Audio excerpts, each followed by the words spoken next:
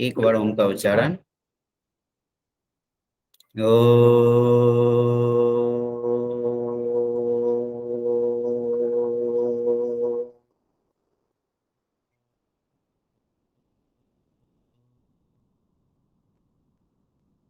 सहनावतु सहनो भुनक्तु सह वीर्यं करवावहै तेजस्विनावधीतमस्तु मा विद्वेषावहै। ओम शांति शांति शांति।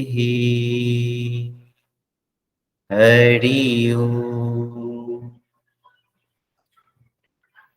दोनों हाथों को रब करके फेस पर सेक लगा लीजिए।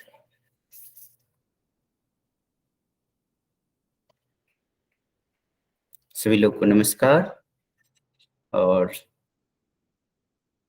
महर्षि दयानंद योग एकेडमी प्लेटफॉर्म पर सभी का स्वागत है। चलिए, कल हम लोग जो किए थे इंट्रोडक्शन हायर एजुकेशन का, और आज इंट्रोडक्शन और उसके बाद जो है कंसेप्ट और पैटर्न के बारे में चर्चा किए थे। कल किस तरह से क्वेश्चन आता है उसको हम लोग देखे थे। आज पुनः उसको रिवीजन कर लेते हैं, फिर नेक्स्ट जो है आगे पढ़ाई करेंगे। इसके लिए जो है सबसे पहले स्क्रीन प्रेजेंट कर देते हैं।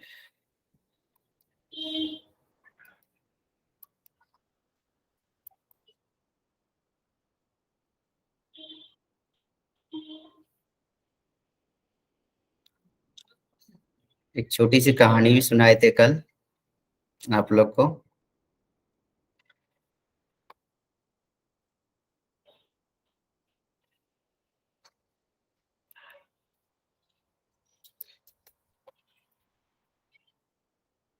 ज्ञानी और भक्त और कर्मी, ज्ञानी कर्मी और भक्त, भक्ति, तीनों को जो है तीनों के बारे में बताए थे आप लोग को।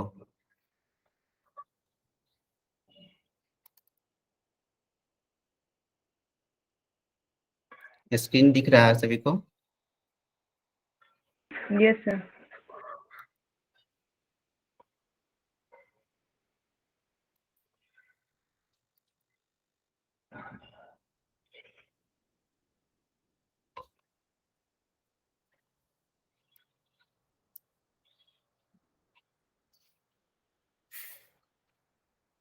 तो श्रेष्ठ कौन होते हैं तीनों में?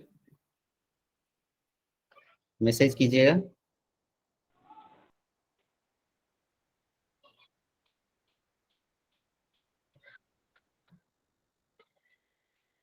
ज्ञानी, भक्ति, सही है। भक्त क्या करते हैं? डायरेक्ट जो है फल तोड़ के खा लेते हैं। ज्ञानी क्या होता है? ज्ञानी बुद्धि लगाते रहते हैं। कर्मी क्या होता है कि वो उसका जुगाड़ करते रहते हैं कि कैसे तोड़ेंगे, कैसे खाएंगे फल। लेकिन भक्त जो है डायरेक्ट जो है फल तोड़ के खाते हैं।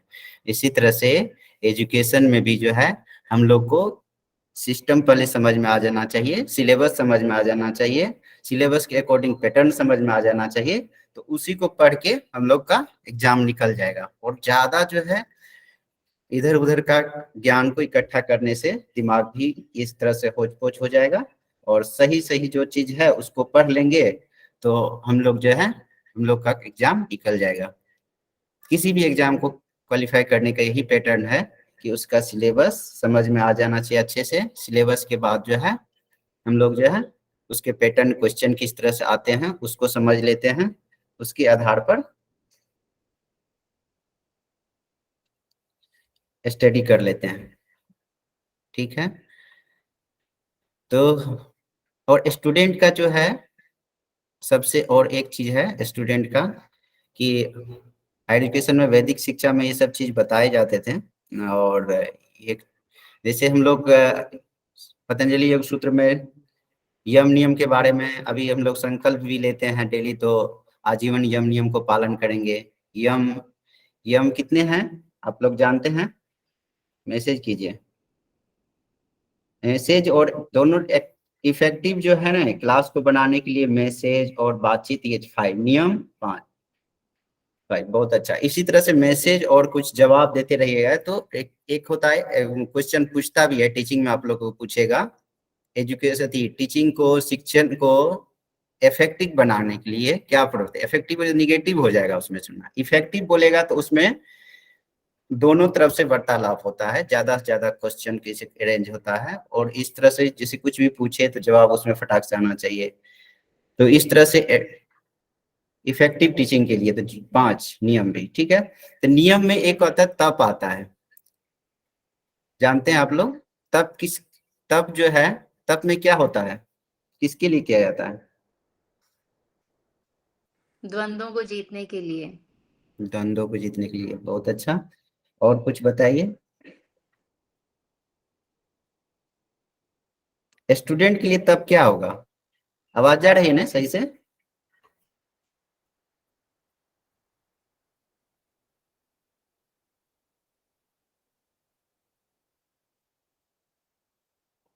अध्ययन ही स्टूडेंट के लिए सबसे बड़ा तप है, ठीक है। तो द्वंद्व को जीतने के लिए और अध्ययन ही सबसे बड़ा तप है स्टूडेंट के लिए। और यम नियम जो है ना सभी लोग को पालन करके चलना चाहिए। यम नियम को जो पालन कर लेगा विश्व की सारी समस्याओं को निदान हो जाता है। यम नियम जो है, जो अच्छे से पालन करते हैं तो एक अच्छे व्यक्तित्व का निर्माण हो सकता है। उसके साथ एक अच्छे व्यक्ति निर्माण जिस दिन हो जाएगा तो समाज में जो है न किसी के पास जो है ज्यादा धन इकट्ठा होगा, न कम, किसी को कम है तो उसको जो है ये करेगा, एक दूसरे को मदद करेगा। अभी क्या हो रहा है कि 5% व्यक्ति के पास ही सारा धन इकट्ठा होते जा रहा है, ऐसा कैपिटलिस्ट सिस्टम हो गया है। तो इसलिए यम नियम में क्या था, अहिंसा यम में जो है अहिंसा, सत्य, अस्तेय, ब्रह्मचर्य, अपरिग्रह जो है, अपरिग्रह जरूर से ज्यादा कोई भी चीज को इकट्ठा नहीं करना। तो जो इस चीज को पालन करेगा तो वो क्या करेंगे, ज्यादा से ज्यादा जो है सेवा करेंगे, दूसरे को भी अपना धन जो है शेयर करेंगे और दूसरे को आगे बढ़ाएंगे। सेवा कितने प्रकार का होता है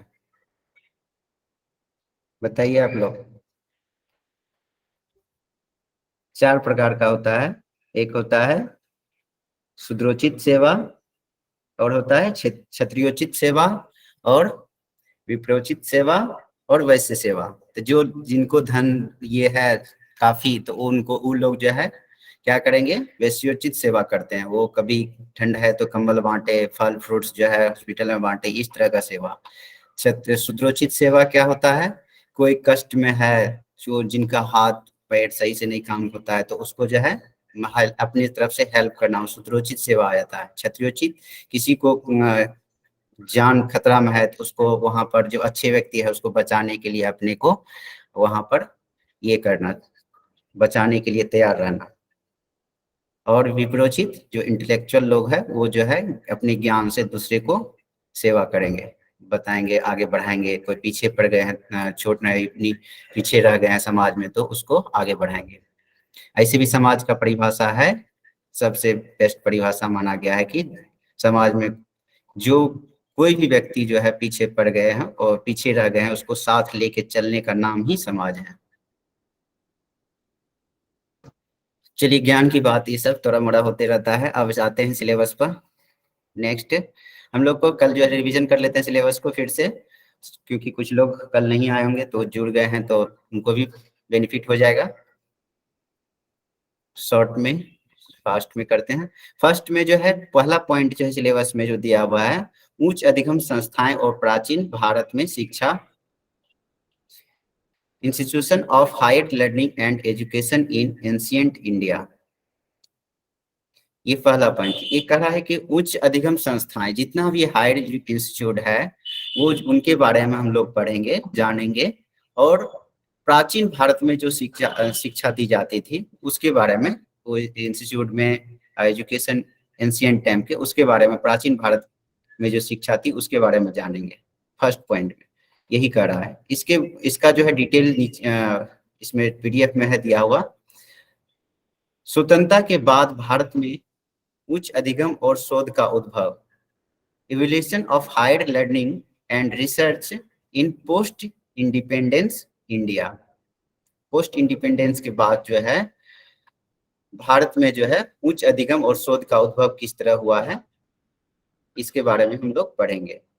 इसमें जो है जब हमारा देश आजाद हुआ उसके बाद जो है कौन कौन सा आयोग आया, कौन कौन सा रिसर्च सेंटर, ये इंस्टीट्यूट बना, इसके बारे में पढ़ते हैं। इसलिए स्वतंत्रता के बाद भारत में उच्च अधिगम और शोध का उद्भव के बारे में जानेंगे। इसमें भारत में प्राच्य, नेक्स्ट पॉइंट है तीसरा, भारत में प्राच्य और पारंपरिक और गैर पारंपरिक अधिगम कार्यक्रम।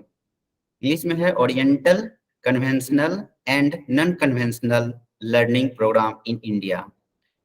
ओरिएंटल वही हो गया प्राच्य, मतलब प्राचीन टाइम में जो है जिस वैदिक काल में जो पढ़ाए जाते थे, कैसे पढ़ाए जाते थे, गुरु शिष्य परंपरा थी। उसमें जो है ये था कि श्रवण मनन निधि ध्यासन पर आधारित एजुकेशन था।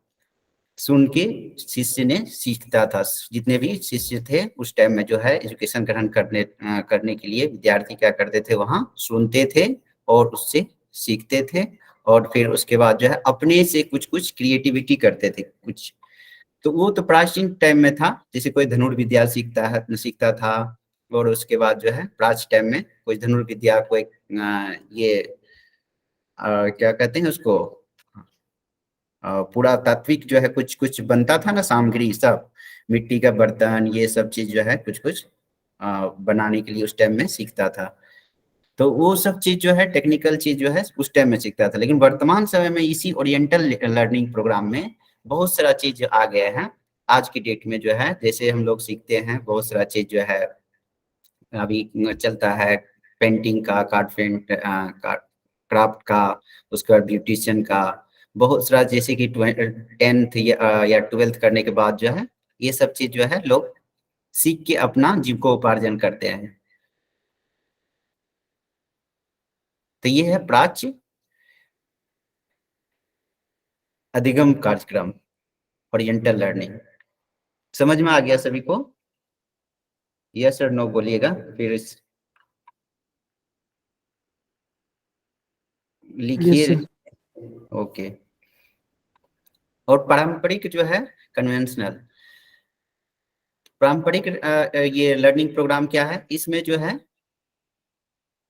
जितने भी जो हम लोग नॉर्मल तरीका से स्टडी करते हैं ये सब आ गया है। और गैर पारंपरिक अधिगम में जो है आगे आपको आधुनिक, गैर पारंपरिक जैसे ही यहाँ पर जो है लग गया है नॉन कन्वेंशनल, तो मतलब कि ये आधुनिक में आ गया है। पारंपरिक में तो नॉर्मल रूप से 10th किए, 12th किए, ग्रेजुएशन किए, मास्टर डिग्री किए, ये सब हुआ। गैर पारंपरिक अत्याधुनिक अधिगम कार्यक्रम में जो है, इसमें जो है जैसे ई लर्निंग बोल सकते हैं, गैर पारंपरिक में ई लर्निंग के माध्यम से हम लोग सीखते हैं और उसके बाद जो है स्वयं के द्वारा, मुक्त के द्वारा, और इस तरह से जो भी अत्याधुनिक रूप से जो है हम लोग ये लर्निंग करते हैं, सीखते हैं, उसको गैर पारंपरिक अधिगम कार्यक्रम में रखते हैं। सही है? समझ में आ गया ये पॉइंट? तीनों, प्राच्य, पारंपरिक और गैर पारंपरिक, ओरिएंटल, कन्वेंशनल और non conventional learning program in India, ये बताए थे। व्यवसायिक, तकनीकी और कौशल आधारित शिक्षा, professional, technical and skill based education के बारे में बताए थे। प्रोफेशनल वही आपको आ गया, जो बोले थे BSW, MSW जो करते हैं, BBA, MBA, कोई खास क्षेत्र में जो है टूरिज्म से कुछ कर लिए, उसको जो है आगे ले जाके अपना जीविकोपार्जन के लिए उस डिग्री का इस्तेमाल करते हैं, उसको बोला है। तकनीक जो है, जो बताए थे IT से जो ये इंजीनियर जितने होते हैं तो वो टेक्निकल में आ जाते हैं। इसमें बताए थे हम कल जो है आपको, सॉफ्टवेयर होता है और मैकेनिकल इंजीनियर होता है, सिविल इंजीनियर होता है, तरह तरह का जितने भी ब्रांच होते हैं सारे ब्रांच से करते हैं, उस टेक्निकल में आ जाते हैं। कौशल आधारित शिक्षा, जो भी अभी जो है भारत सरकार चलाए हैं कौशल विकास योजना, जो भी कौशल पर आधारित जो है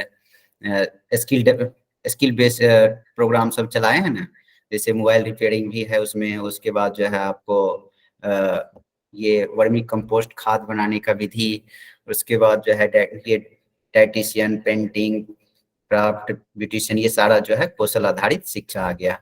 वही ओरिएंटल में जो है वर्तमान में ये सब आ जाता है। और ओरिएंटल लर्निंग प्रोग्राम जो है वो स्किल बेस्ड एजुकेशन में आ जाता है।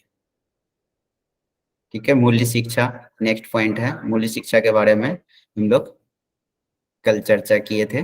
वैल्यू एजुकेशन, इसी एजुकेशन में जो है लोग जो है एक अच्छे व्यक्ति का निर्माण होता है। और यही जो पहले जो है अध्यात्म में जो है ये शिक्षा अध्यात्म पर आधारित एजुकेशन रहता था, तो ये वैल्यू बेस्ड शिक्षा दी जाती थी ज्यादा।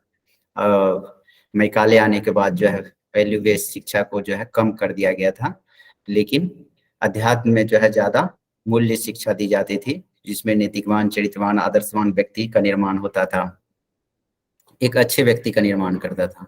पर्यावरण शिक्षा, इन्वायरमेंटल एजुकेशन, फिर ये पर्यावरण शिक्षा, पर्यावरण परक शिक्षा जो है इन्वायरमेंटल एजुकेशन जो है, ये जो है हमारा अब हायर एजुकेशन में पढ़ाया जाता है, क्योंकि इसमें जो इन्वायरमेंट से रिलेटेड अब एजुकेटेड पर्सन हो गए, उनको पता ही नहीं है कि पेड़ पौधा लगाना चाहिए, उसको एक सुंदर वातावरण बनाना चाहिए, और जैसे तैसे जिंदगी जी रहे हैं।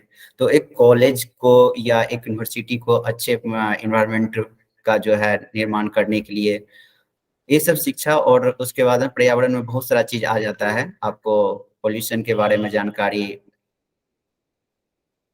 ये सब चीज जो है पर्यावरण परक शिक्षा में दी जाती है। एजुकेशन के लिए कौन सबसे अच्छा इन्वायरमेंट होना चाहिए, कैसा इन्वायरमेंट होना चाहिए, ये सब चीज की जानकारी इसमें मिलेगी आपको। नीतियां, पॉलिसी, नीतियां जानते हैं कि गवर्नमेंट से बनाई जाती है, गवर्नमेंट जो जो नीतियां बनाते हैं उसको जो है सभी लोग पालन करते हैं। फिर नीतियां में बताए थे तीन तरह, ये होता है कार्यपालिका, न्यायपालिका और विधायिका, तीनों मिल के बनाते हैं नीतियां। सुशासन व्यवस्था बताए थे कि कोई भी गवर्नमेंट कहीं भी गवर्नेंस लिखा हुआ इंग्लिश, इसका जो है कोई भी गवर्नमेंट जो है शासन जब करते हैं तो उसको सही तरीके से जब समाज में कोई भी रूल को लागू करते हैं तो उसको समाज के हित के लिए, तो उसको बोलते हैं सुशासन। राजनीति, पॉलिटिकल जानकारी होना चाहिए असिस्टेंट प्रोफेसर, या इसलिए जो है ये सब चीज जो है हायर एजुकेशन में डाला गया है, राजनीतिक और प्रशासन की जानकारी होनी चाहिए। यहाँ पर आपका सिलेबस कंप्लीट होता है, और सिलेबस के बाद जो हम लोग पैटर्न कल देखे थे, पैटर्न समझ में आ गया होगा। आगे जो है हम लोग क्वेश्चन इसी तरह से रहता है, ये इससे तो क्वेश्चन रहता ही इतना सिलेबस जो है, इससे जो कि क्वेश्चन रहता है 2 क्वेश्चन या 1 क्वेश्चन 2 क्वेश्चन जो है एक्स्ट्रा भी जो है करंट से डाला जाता है।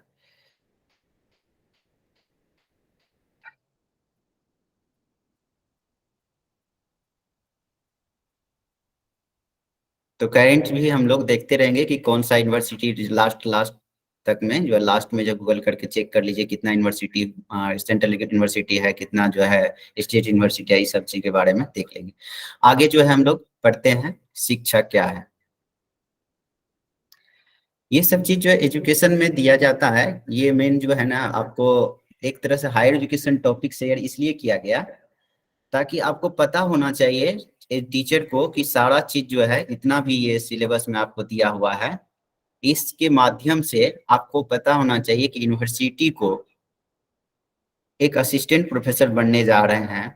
आप एक असिस्टेंट प्रोफेसर बनने से पहले आपको यूनिवर्सिटी के बारे में सारा चीज की जानकारी होनी चाहिए, कॉलेज के बारे में जानकारी होनी चाहिए, और उसके बाद जो है आप क्या क्या करने वाले हैं, आपका व्यक्तित्व कैसा होना चाहिए, इस सारा चीज जो है इस हायर एजुकेशन में बताए जाते हैं। तो इसलिए आपको जो है ये सिलेबस ये पेपर फर्स्ट में जोड़ा गया है 10 यूनिट में, ये सब चीज के।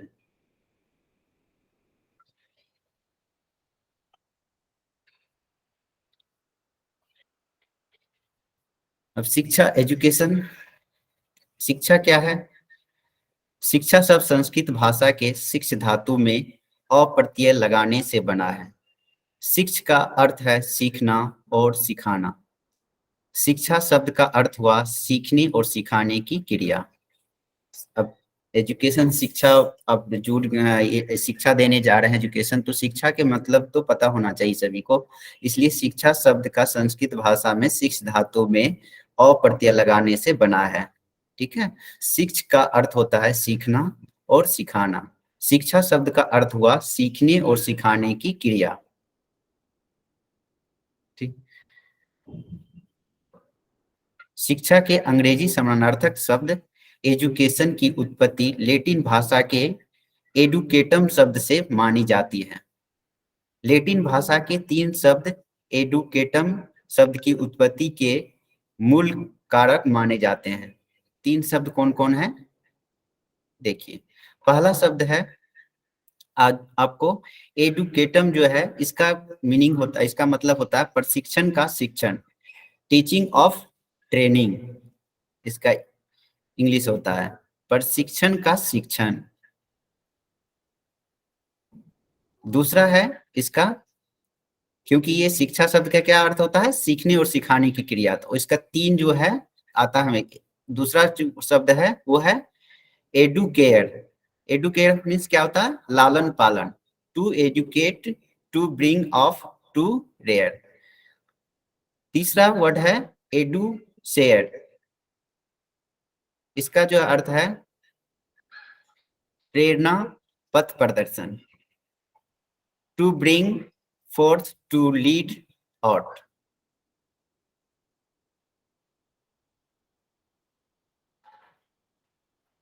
फिर उपर्युक्त तीनों जो है, उपर्युक्त आधार पर हम कह सकते हैं कि शिक्षा का अर्थ क्या हुआ प्रशिक्षण, संवर्धन, पथ प्रदर्शन और सर्वांगीण विकास। ये तीनों जो है ये इसका जो है अर्थ हुआ प्रशिक्षण, संवर्धन, पथ प्रदर्शन और सर्वांगीण विकास होता है शिक्षा से। अब कुछ वैज्ञानिक और कुछ इंटेलेक्चुअल बुद्धिजीवी का शिक्षा की परिभाषा है, डिफिनेशन है, सभी लोग जानेंगे इसको। हम सभी लोग इसको अच्छा से शिक्षा की परिभाषा के बारे में भी स्टडी करेंगे। तो उसमें सबसे पहला जो है, बहुत सारा एजुकेशन का ये था, उसमें से जो मुख्य लगा हमको वो परिभाषा ले लिए हैं। शिक्षा एक प्रक्रिया है जिसके द्वारा छात्रों के व्यक्तित्व का विकास होता है। डॉक्टर राम सकल पांडे बोलते हैं कि शिक्षा एक प्रक्रिया है जिसके द्वारा छात्रों के व्यक्तित्व का विकास होता है, पर्सनैलिटी डेवलपमेंट होता है। एक प्रोसेस है, एजुकेशन एक प्रोसेस है जिसके द्वारा जो है क्या होता है छात्रों का पर्सनैलिटी डेवलप होता है। अगला डिफिनेशन है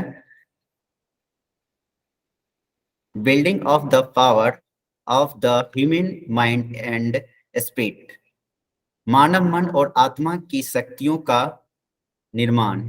कौन कहते हैं महर्षि अरविंद।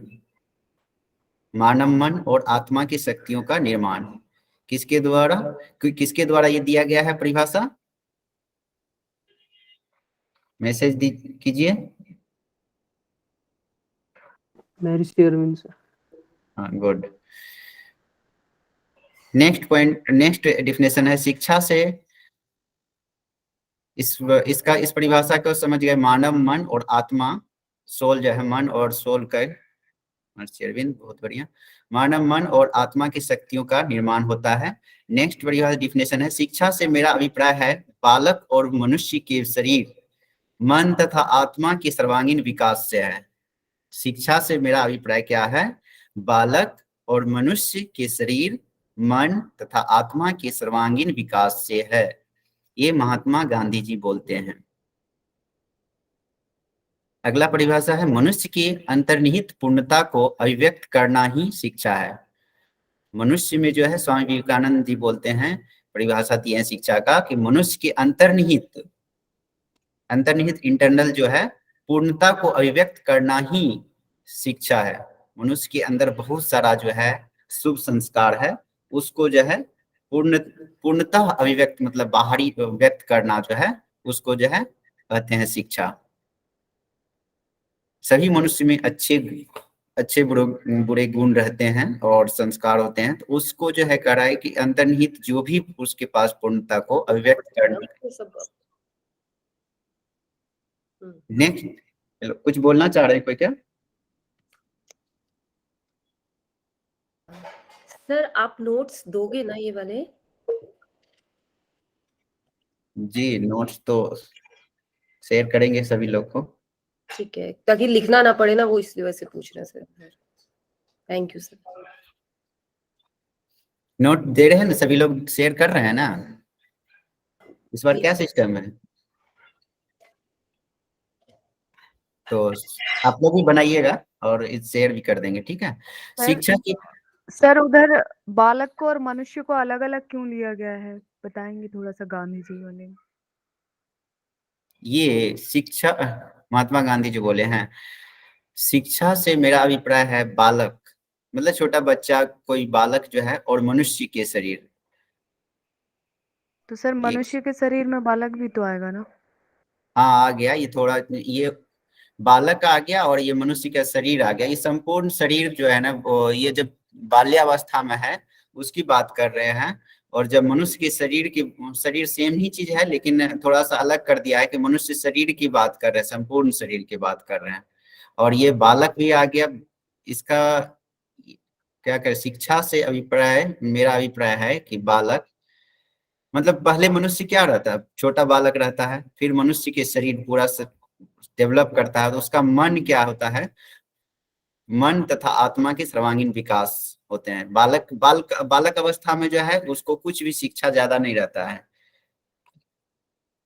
तो उसको जो है उनका जो है धीरे धीरे क्या होता है, उसका विकास होता है। मनुष्य के शरीर जब वो आगे बढ़ता है, मनुष्य के शरीर, मनुष्य जैसे पूरा शरीर परिपक्व होता है, तो उस टाइम तक मुझे मन और आत्मा के सर्वांगीण विकास से है। ठीक है, एक सेकेंड, एक कॉल। सर ये इसलिए भी दिया होगा कि बच्चे का जो लर्निंग लर्निंग प्रोसेस है वो थोड़ा अलग है, क्योंकि उसको सिखाना पड़ता है। और जो व्यक्ति होता है, मनुष्य बड़ा होता है, उसका अलग होता है, थोड़ा विवेक बुद्धि से लगाया होगा शायद इसलिए। हाँ, ये भी बोल सकते हैं।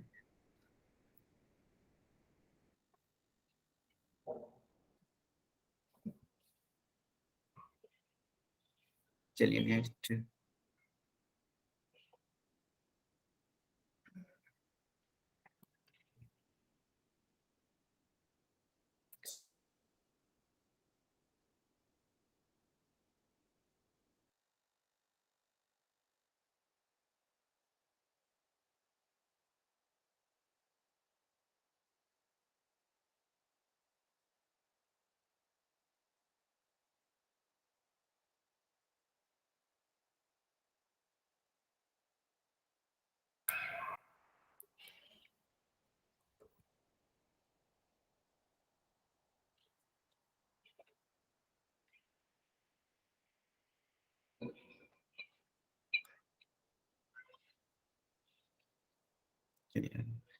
सॉरी, कॉल एक आ गया। नेक्स्ट जो है, शिक्षा के मुख्य उद्देश्य, एजुकेशन मेन ऑब्जेक्टिव। इसका जो शिक्षा का मुख्य उद्देश्य क्या है, शिक्षा का मुख्य उद्देश्य शिक्षार्थी के व्यवहार में वांछनीय परिवर्तन लाना और उस शिक्षा सामाजिक, आर्थिक, सांस्कृतिक, नैतिक और आध्यात्मिक विषयों को समझने में सक्षम बनाती है। इसके माध्यम से समाज में किसी प्रकार का परिवर्तन लाना सुगम हो जाता है। इसमें कहा जा रहा है कि शिक्षा का मुख्य उद्देश्य क्या होता है, कि शिक्षा का मुख्य उद्देश्य है शिक्षार्थी के व्यवहार में वांछनीय परिवर्तन लाना। एक अच्छा परिवर्तन उसमें लाना चाहिए, शिक्षार्थी जो भी है उसको परिवर्तन अच्छे आना चाहिए उसमें। और साथ में कहना, उस शिक्षा जो है क्या करते हैं, उसको जो है शिक्षार्थी को क्या क्या बनाता है, सामाजिक, सोशल बनाता है, आर्थिक रूप से, और सांस्कृतिक, नैतिक बनाता है, मॉरल बना रहता है, कल्चर के बारे में जानकारी देता है, आर्थिक के बारे में जानकारी देता है, और आध्यात्मिक विषयों को समझने में सक्षम बनाती है। उस शिक्षा के माध्यम से सामाजिक के, सोशल के बारे में, आर्थिक, और आर्थिक मीन्स इकोनॉमिक, सांस्कृतिक, कल्चर, नैतिक, मॉरल, और आध्यात्मिक, स्पिरिचुअल सब्जेक्ट विषयों को समझने में सक्षम बनाती हैं। इस सारे चीज के बारे में सक्षम बनाते हैं। इसके माध्यम से समाज में किसी भी प्रकार का परिवर्तन लाना सुगम हो जाता है। समझ गए इसको? आगे जो है, भारत में शिक्षा के 3 स्तर पर कार्य करते हैं। भारत में जो शिक्षा जो है 3 स्तर पर, एक प्राथमिक और माध्यमिक और उच्च, प्राइमरी, मिडिल और हायर होता है। 3 तरह का शिक्षा, 3 स्तर पर जो है कार्य करती है शिक्षा। भारत में उच्चतर शिक्षा तंत्र जो है, higher education system in India, माध्यमिक स्तर के बाद मौजूद शिक्षा के विभिन्न क्षेत्रों से जुड़े शिक्षण संस्थान उच्चतर शिक्षा के अंतर्गत आते हैं। माध्यमिक शिक्षा ये जो है, माध्यमिक बोले ना कि प्राइमरी, मिडिल, इसके बाद माध्यमिक शिक्षा के बाद बोला जाता है माध्यमिक स्तर के शिक्षा के बाद मौजूद शिक्षा के, अभी जो शिक्षा व्यवस्था है, मौजूद शिक्षा के विभिन्न क्षेत्रों से जुड़े शिक्षण संस्थान उच्चतर शिक्षा के अंतर्गत आते हैं। आप माध्यमिक के बाद जो भी एजुकेशन प्राप्त करते हैं 12th के बाद, वो जो है हायर एजुकेशन में आते हैं, उच्च शिक्षा के अंतर्गत आते हैं। विश्वविद्यालयों के सार उच्चतर शिक्षा को सबसे बढ़िया तरह से प्रतिबिंबित करता है। विश्वविद्यालय में जो भी आप जो है शिक्षा ग्रहण करते हैं, वो उच्चतर शिक्षा, हायर एजुकेशन को एक तरह से प्रेजेंट करता है। यहाँ पर रिसर्च होता है विश्वविद्यालय में, ये सब चीज जो है इसी विश्वविद्यालय में ही बताया जाता है। तो कह रही है जहाँ मानवीय विचारों का अंकुरण, यहाँ पर अपना अभिव्यक्त करते हैं, सभी व्यक्ति का अपना अपना विचार होता है, वो जो है अपना विचार को अंकुरण होता है, मानवीय विचारों का अंकुरण होता है, और रचनात्मकता से अभिप्रेरित दिमागों की एक दूसरे से अंतःक्रिया होती है। कह रहा है कि कंस्ट्रक्टिव जो है मोटिवेशन होता है, दिमाग एक दूसरे से बातचीत करने से जो है एक तरह से एक दूसरे के बीच जो है एक तरह से अंतःक्रिया होता है, मतलब इंटरेक्टिव होता है। उसके साथ जो है साथ जो है कह रहा है कि उसका दिमाग की एक दूसरे की अंतःक्रिया होती है, मतलब एक दूसरे का विचार से जो है कुछ सीखते हैं लोग, रचनात्मक होता है वहां पर। पहले से सर ये इसमें लिखा हुआ ना, माध्यमिक स्तर के मौजूद शिक्षा के विभिन्न क्षेत्रों से जुड़े शिक्षण संस्थान उच्चतर शिक्षा के अंतर्गत आते हैं। सर इसका मीनिंग नहीं समझ में आया कि मिडिल लेवल और हायर लेवल तो अलग अलग हो जाएंगे ना? हाँ, इसीलिए तो बोला गया कि ये माध्यमिक स्तर जहां तक होता है ना, उसके बाद जो है हायर एजुकेशन शुरू होता है। ग्रेजुएशन जैसे ही करते हैं तो लोग नहीं बोलते हैं कि ग्रेजुएशन कर लिए हैं, तो उससे मतलब कि आप प्रतिष्ठित हो गए उस सब्जेक्ट में। तो आफ्टर ग्रेजुएशन हायर एजुकेशन आएगी? नहीं, आफ्टर ग्रेजुएशन नहीं, ग्रेजुएशन पीरियड ही होगा। ग्रेजुएशन हायर तो 12th के बाद होगा ना sir? 12th high school 10th होगा, प्राइमरी में 5th तक आएगा। हायर एजुकेशन 12th तक आएगा। सेकेंडरी में आता है नहीं, 12th। माध्यमिक तो आपको क्या 10th को बोला जाता है, उच्च माध्यमिक जो है 10+2 को सर वो हाई स्कूल जो 10th वाला, 10+2 को बोला जाता है, और उच्च शिक्षा ग्रेजुएशन को बोला जाता है, स्नातक। तो इसका मतलब सर ग्रेजुएशन में जब फर्स्ट ईयर में एडमिशन लेता है बच्चा, तो हायर एजुकेशन में एडमिशन ले लिया उसने। हाँ, हायर एजुकेशन में एडमिशन हो गया बच्चे का। 10 to 12 मिडिल लेवल। हाँ, मिडिल लेवल तक। Okay, thank you sir, thank you. Middle माध्यमिक भी जो दो हो जाता है ना, एक होता है माध्यमिक होता है 10th हो गया, उच्च माध्यमिक हो जाता है आपको 12th, 10+2। ओके ओके, मतलब दो डिवाइड कर। हाँ, इसमें यहाँ नहीं किया है, लेकिन आगे देख है उसका बताया हुआ। ठीक है,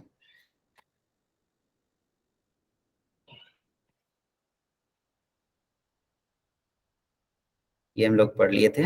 यहाँ मानवीय विचारों का अंकुरण होता है और रचनात्मक से अभिप्रेरित दिमागों की एक दूसरे से अंतःक्रिया होती है, और पहले से स्थापित हर प्रकार के सत्य के प्रति आलोचनात्मक रवैया अपनाया जाता है ताकि नई ज्ञान की खोज या वृद्धि हो सके। देखते हैं ना कि कह रहा है कि पहले से स्थापित हर प्रकार के सत्य के प्रति आलोचनात्मक रवैया अपनाए जाते हैं। आलोचनात्मक जो हायर एजुकेशन में पॉजिटिव माना जाता है, क्रिटिसिज्म जो होता है इसमें पॉजिटिव माना जाता है। आप लोग को बताए थे पहले भी, एक बार पहले क्लास में हुआ था, तो इसमें जो है हायर एजुकेशन में इसलिए माना जाता है कि देखते हैं रिसर्च की कोई भी चीज जो अन्वेषण रहता है, शोध किया हुआ रहता है, उसी में जो है कुछ लोग जो है अपने तरीके से उसको और रिसर्च मतलब फिर से ये करके सही करके शोध करके उसको नए तरीका से नई ज्ञान की खोज करते हैं और उसको वृद्धि करते हैं।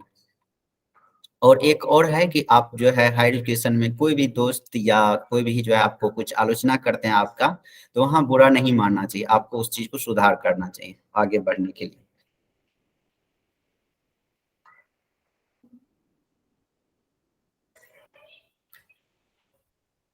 अब जो है भारत में उच्चतर शिक्षा की का इतिहास, इसके बारे में हम लोग थोड़ा पढ़ते हैं, ये भी कंप्लीट कर लेते हैं।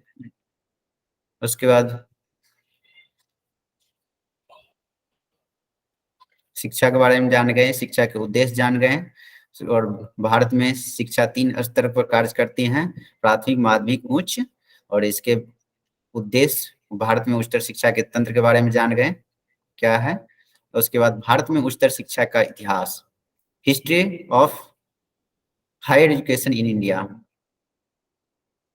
प्राचीन भारत में विकसित हुई शिक्षा को वैदिक प्रणाली के रूप में जाना जाता है। इनका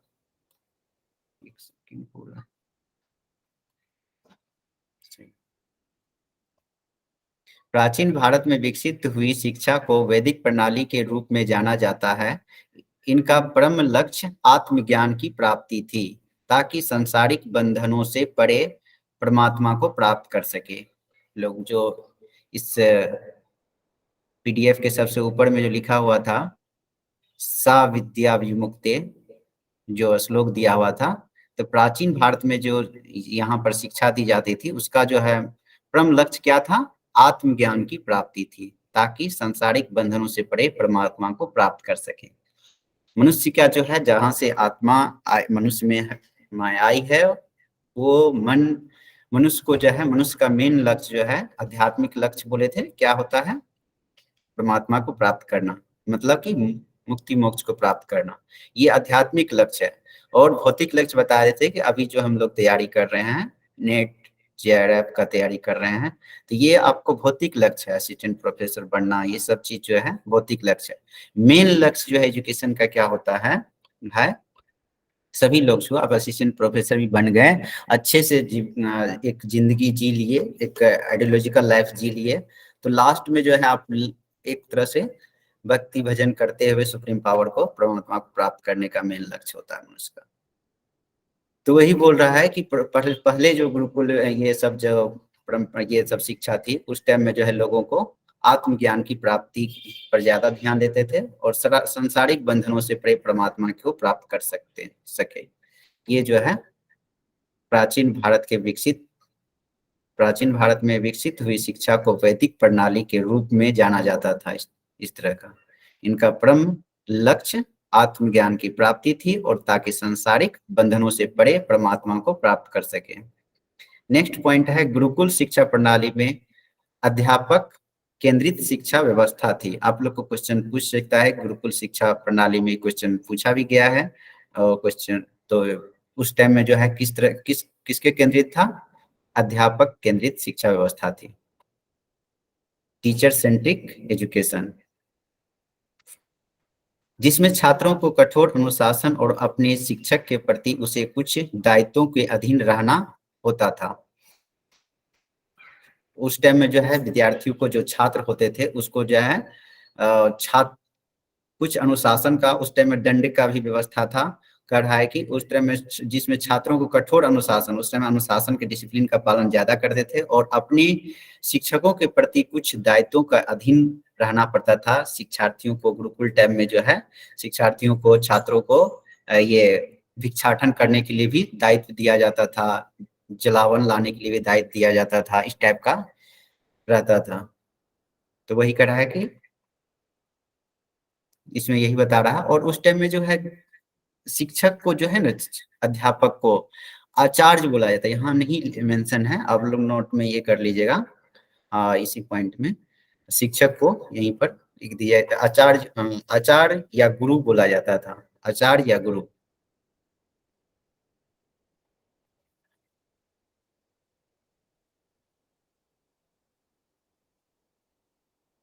और ज्यादा से ज्यादा मोरल शिक्षा दी जाती थी उस टाइम में।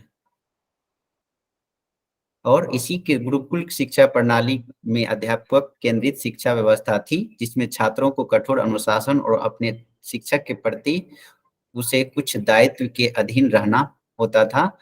और उसी टाइम में श्रवण मनन निधिध्यासन का जो है उपयोग किया जाता था। फिर अगला पॉइंट है यहाँ से, दुनिया का प्रथम विश्वविद्यालय तक्षशिला विश्वविद्यालय है। भारत का जब पूछेगा तब नालंदा हो जाएगा, दुनिया का जब पूछ रहा है तो ये क्या है, दुनिया का प्रथम विश्वविद्यालय तक्षशिला विश्वविद्यालय है। यह जो है 700 ईसा पूर्व मीन्स 3000 वर्ष पूर्व में स्थापित हुई थी।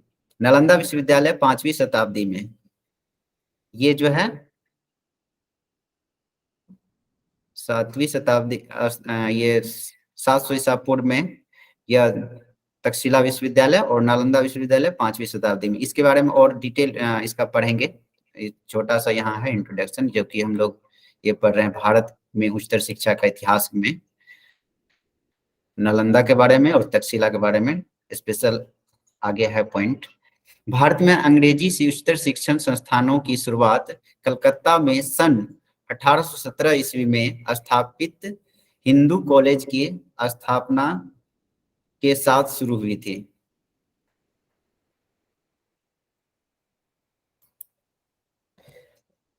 भारत में अंग्रेजी उच्चतर शिक्षण संस्थान की शुरुआत कब हुई थी? कलकत्ता में सन 1817 में स्थापित हिंदू कॉलेज की स्थापना के साथ शुरू हुई। भारत में यूरोपीय शैली पर आधारित यह पहला शिक्षण संस्थान था।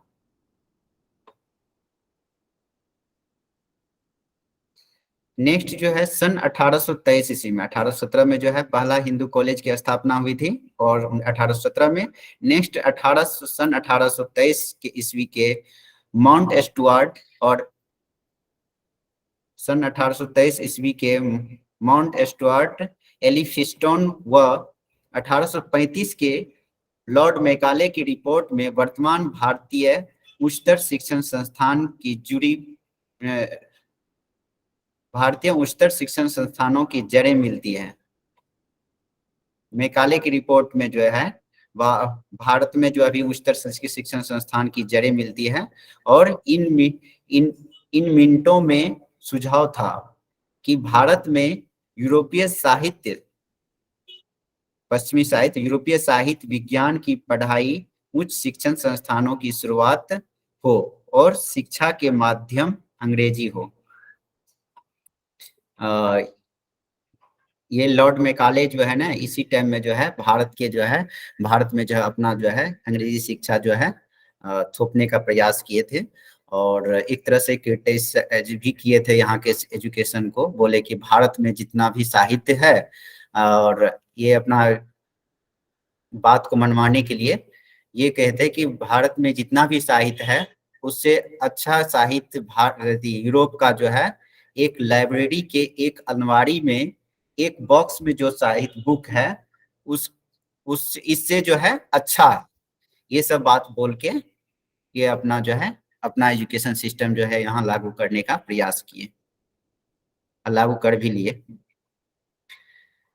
नेक्स्ट वो आगे जो है आया है 1800 हम लोग 23 में ये देखे इसको। उसके बाद 1854 ईस्वी में आया वुड डिस्पैच जो 1854 ईस्वी में।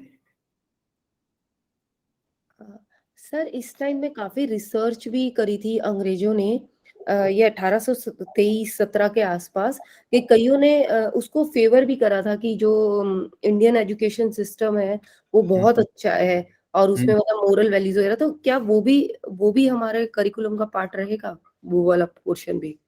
हाँ वो भी रहेगा। ठीक है वो उस टाइम में रिसर्च हुआ था कि यहाँ भी जो है ये जो यहाँ का जो एजुकेशन है वो भी अच्छा है। जी सर। और उन्होंने फिर मतलब लेकिन अल्टीमेटली लॉर्ड मैकेले की सुनी गई थी मतलब। हाँ उसी के बाद ना ये वहाँ ये अंग्रेजी तो रहा ही है, साथ साथ भारत के जो है अपना साहित्य को भी ये इंक्लूड किया गया था एजुकेशन में। Sir somewhere I learn this कि जब उस टाइम क्या हुआ था कि ये लोग कहते थे कि जो इंडियंस हैं they do not have moral values, और उनको कभी भी मोरल वैल्यूज सिखाई नहीं गई है, क्योंकि उस टाइम एक्चुअली अंग्रेज जो आए तो उन्होंने हिंदू मुस्लिम्स को डिवाइड करा, तो हाँ उसमें क्या हुआ कि वो बहुत ज्यादा कि हम लोग क्योंकि उनके नौकर की तरह रहते थे और वो देखते थे कि हमें एका नहीं है, तो वो मोरल वैल्यूज पे बहुत ज्यादा वो करते थे कि इनमें हमें इन्हें मोरल वैल्यूज सिखानी है। सही है। ठीक है सर। वो अपना तरीके से अपने सिस्टम को लागू करना चाह रहे थे, उसको जो चाहिए था यहाँ से भारतीयों से वो अपना एजुकेशन डाल के और यहाँ के लोग के मेंटलिटी को चेंज करना चाह रहे थे। जी सर, जी सर। उसमें हद तक सफल भी हो गए। वो कह रहा है कि जिसे वुड डिस्पैच 1854 ईस्वी में, जिसे भारत में अंग्रेजी शिक्षा का मैग्ना कार्टा भी कहा जाता है, वुड डिस्पैच को अंग्रेजी शिक्षा का मैग्ना कार्टा भी कहा जाता है। ठीक है, अगला पॉइंट है सर चार्ल्स वुड ने अंग्रेजी शिक्षा के प्रचार और महिलाओं की शिक्षा पर जोर देने के लिए 1854 ईस्वी में तत्काल गवर्नर जनरल लॉर्ड डलहौजी को एक पत्र लिखा, जिसे वुड का घोषणा पत्र कहा जाता है। कितने ईस्वी में? 1854 ईस्वी में एक पत्र लिखा जिसे वुड का घोषणा पत्र कहा जाता है। कौन लिखा था? सर चार्ल्स वुड ने।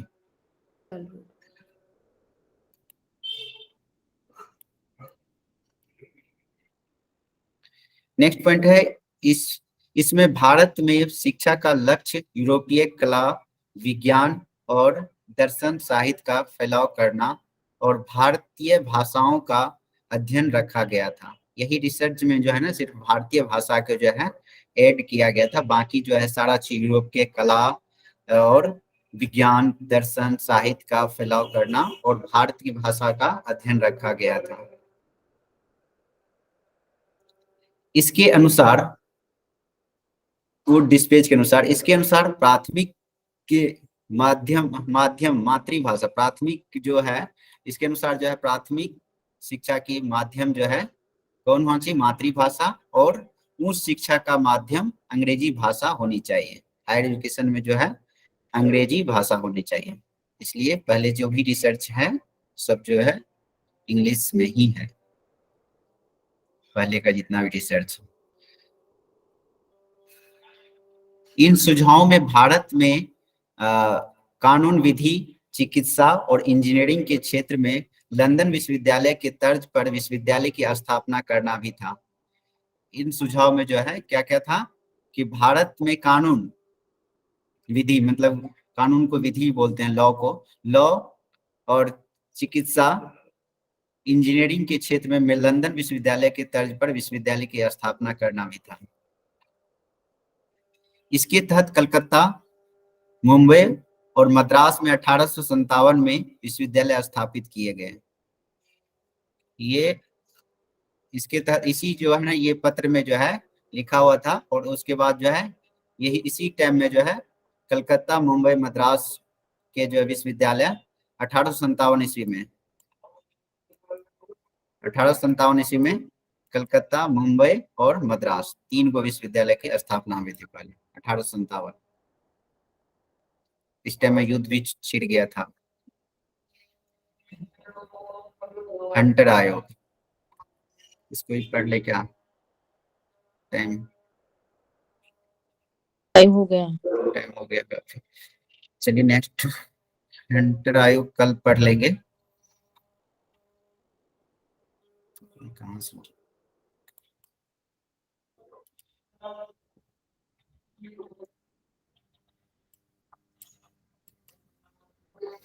चलिए शांति पाठ